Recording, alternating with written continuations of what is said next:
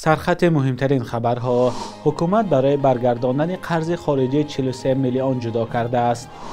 راننده تاجیک برای ثبت غیرقانونی مهاجران مجازات شد. و از تیره‌های های خانه های ساکنان دوشنبه پنجره ها را میکنند. مردم چی میگویند؟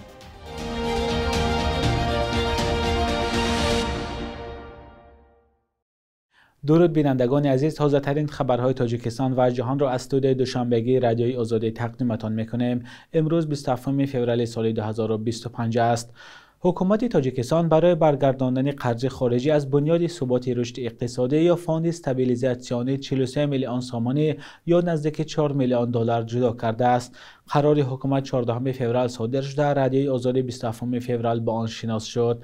در سند آمده است 43 میلیون سامانی از حساب سود یا فایده سهمی‌های دولتی پرداخته می شود.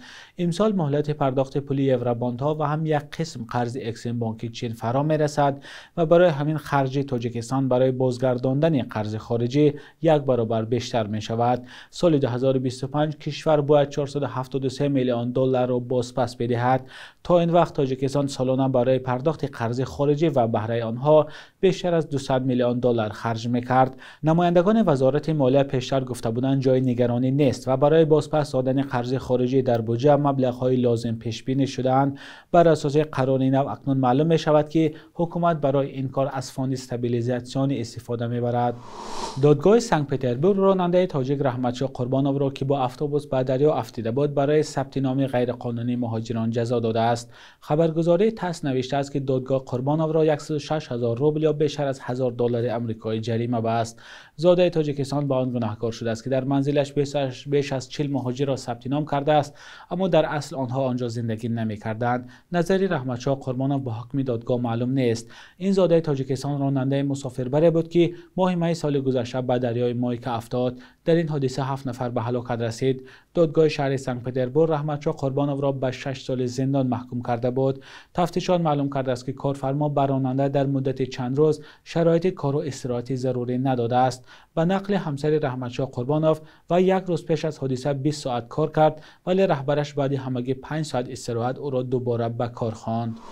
شهردار دوشنبه اعلام کرده است که پنجره‌های آهنین از تیره‌های خانه‌ها برچیده می‌شوند. مقامات می‌گویند که این کار برای بهتر کردن سیمای شهر لازم است. سرمعمار دوشنبه گفت که به ساکنان بلند آشیانه‌های پایتخت توصیه داده می‌شود که برای تامین بی‌خطری از داخل خانه سیمتورهای مخصوص نصب کنند، اما ساکنان بودن پنجره‌های آهنین را برای بی‌خطری کودکان مهم می‌دانند. همکارم عبدالغنی عبدالوهاب و امیر سیف در همین باره گزارش دارند. تصمیم برچیدن پنجره‌های آهنین از تیره‌های بناهای بلندآشیانه در شهر دوشنبه برخی از ساکنان را نگران کرده است. زیبونیسا давлатшоева یکی از ساکنان پایتخت بر این نظر است که هنوز وقت قبول چنین تصمیم نرسیده است. Я думаю, что это пока ошибочное решение снимать решетки. تصمیم برچیدن پنجره‌های آهنین در حال حاضر اشتباه است.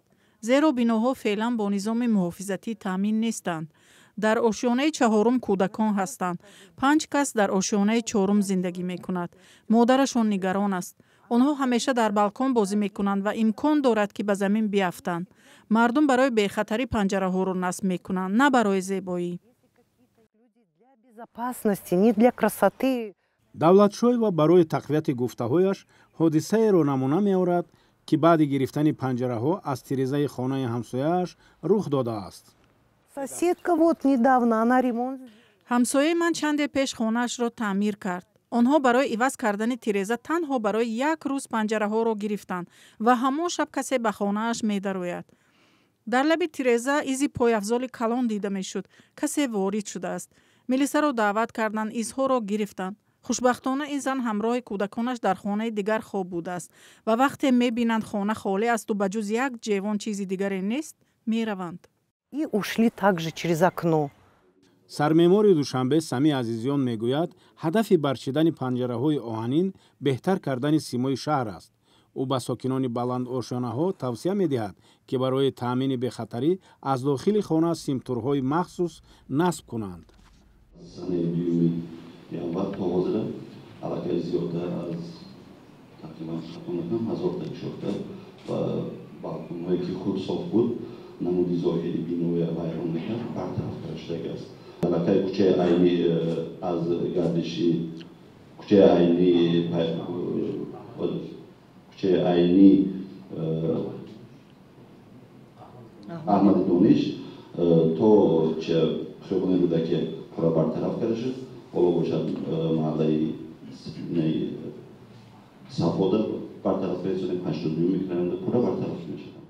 профессори соҳаи меъморӣ Рустам Муқимов сабаби пеш омадани ин мушкилиро дар он мебинад, ки дар ибтидои лоиҳакашии биноҳо масъалаи бехатарии сокинон аз ҷумла насби панҷараҳо ва мутобиқати онҳо бо шакли зоҳирии биноҳо ба назар гирифта намешавад.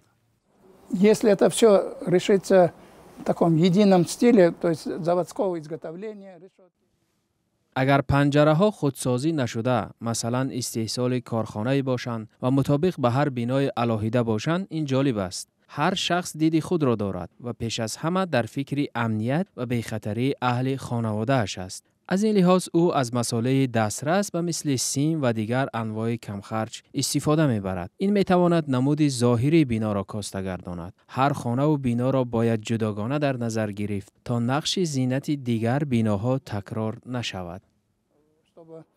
Он не повторял вот эти орнаментальные узоры одного дома. барчидани панҷараҳои оҳанин аз баландошонаҳои душанбе 2 январи имсол оғоз шуд. маҷлиси вакилони халқи шаҳрӣ 31 декабри соли 2024 дар ин бора қарореро қабул кардааст ва харҷи ин кор ба зиммаи ҳукумати шаҳр вогузор шудааст. қаблан мақомоти душанбе мавҷгирҳо ва антеннаҳои параболии сокинонро аз боми биноҳо барчида изҳор дошта буданд, ки онҳо симои зоҳирии шаҳрро коста мегардонанд.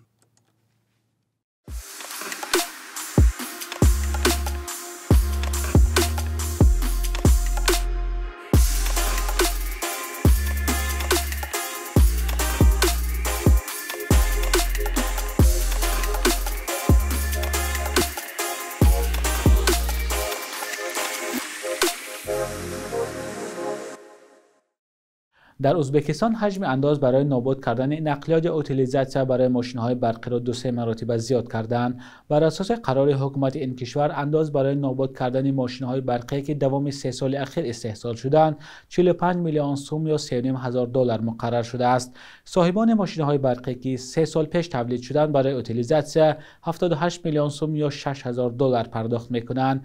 در قرار حکومت ازبکستان آمده است بالا بردن حق کارکرد پرتاو برای رشد نظام کارکرد بخطری اکومولاتورها و هوسمندی ماشین سازان در این کشور روانه شده است. شرکت های BYD ازبکستان و شرکت زیرتابع آن BYD سنترال ایژیا امتیاز دارند و از ماشین های تولید کرده آنها انداز برای نابود کردن ستانده نمی شود. اوزآوتو موتورز نیز از این امتیاز برخوردار است. سر از سال 2024 در تاجیکستان نیز از هر نقلیات در کشور اندازی نو برای نابود یا محو کردن گرفته می شود. این نوع انداز برای ماشین های سبک‌رو و مسافربرهای خرد و کلان 1584 سامانی، برای ماشین های بارکش و مخصوص 2800 سامانی و برای موتورسیکل ها 360 سامانی معین شده است. مقامات میگویند که این انداز از هر نقلیات 1 مرتبه ستانده می شود. نمایندگان ایالات متحده آمریکا و روسیه روز 27 فوریه در شهر استانبول ترکیه گفتگو میکنند. در این باره دپارتمان دولتی آمریکا و هم سرگئی لاوروف وزیر کارهای خارجه روسیه خبر دادند. مقامداران ترکیه هم این خبر را تصدیق کردند. خبر داده شده است که موضوع جنگ در اوکراین در این مذاکرات بررسی نمی شود. با گزارش رسانه‌های خبری کار سفارتخانه‌های آمریکا و روسیه در کشورهای همدیگر از موضوعهای صحبت است. مارکو روبیو وزیر کارهای خارجه آمریکا پیشتر گفته بود با روسیه توافق کردند که همه جایهای کاری را در سفارتخانه‌ها برقرار می‌کنند. سفارت آمریکا در مسکو با محدودیت کار می‌کند و همه کنسولگری‌های آمریکا در منطقه‌های روسیه کارشان را قطع کردند. سبب این است که روسیه و آمریکا در اقدام‌های متقابله دیپلمات‌های همدیگر را اخراج کردند. ماه اکتبر سال 2023 ایالات متحده آمریکا 225 دیپلمات روس را اخراج کرد. روسیه با آمریکا و کشورهای غربی به کار گرفتن روسیه‌ها را در سفارتخانه‌های خود منع کرد. پیشتر 70% کارمندان نهادهای دیپلماتی غربی در روسیه شهروندان این کشور بودند. در همین حال ایالات متحده آمریکا تا حال نامزدی الکساندر درچیو را به حیث سفیر نو روسیه در واشنگتن تصدیق نکرده است. آمریکا هم بعد سرکار آمدن دونالد ترامپ در روسیه سفیر نو تعیین نکرده است. بخش یک روز تاریخ است که مهمترین تحولات تاریخی در روز 27 فوریه را فرا می‌گیرد.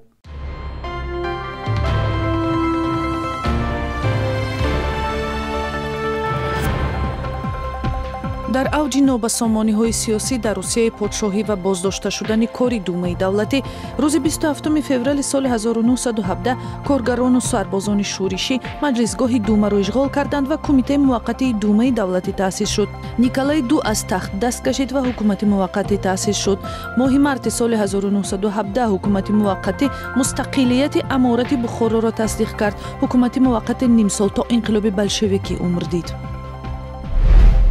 27 феврали соли 2013 парлумони Тоҷикистон қонун дар бораи гаравхона ё ламбардро тасвиб кард, ки муомилаҳои пулиро дар ин муассисаҳои тиҷоратӣ танзим мекунад. бо сангинтар шудани шароити иҷтимоиву иқтисодӣ эҳтиёҷи сокинон ба хадамоти ламбардҳо афзоиш ёфт, чун дар ҳолати тангдастӣ аз роҳи ба гарав мондани молу ашёи гаронбаҳо муштариҳо метавонанд маблағи қарзе ба даст оваранд.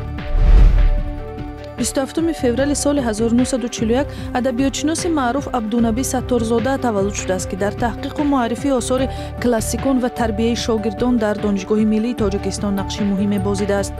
солҳои 1980 ба сиёсат ҳам гаравид, аз муассисони ҳизби демократии Тоҷикистон буд ва баъди хатми ҷанги шаҳрвандӣ дар комиссиони оштии миллӣ ва мақоми муовини вазири корҳои хориҷии Тоҷикистон кор кардааст.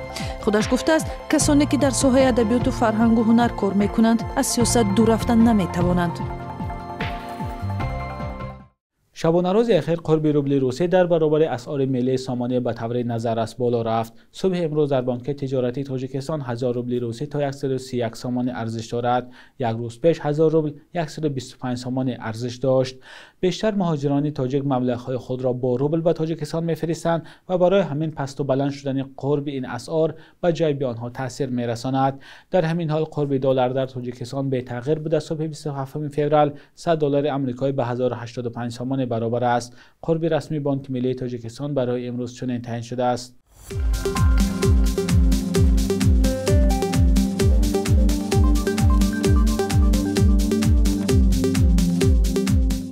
بینندگان عزیز، تشکر که تا آخر برنامه ما را همراهی کردید. لطفاً نظر و پیشنهادهای خود را به ما نویسید. تا فردا، خدا نگهدارتان.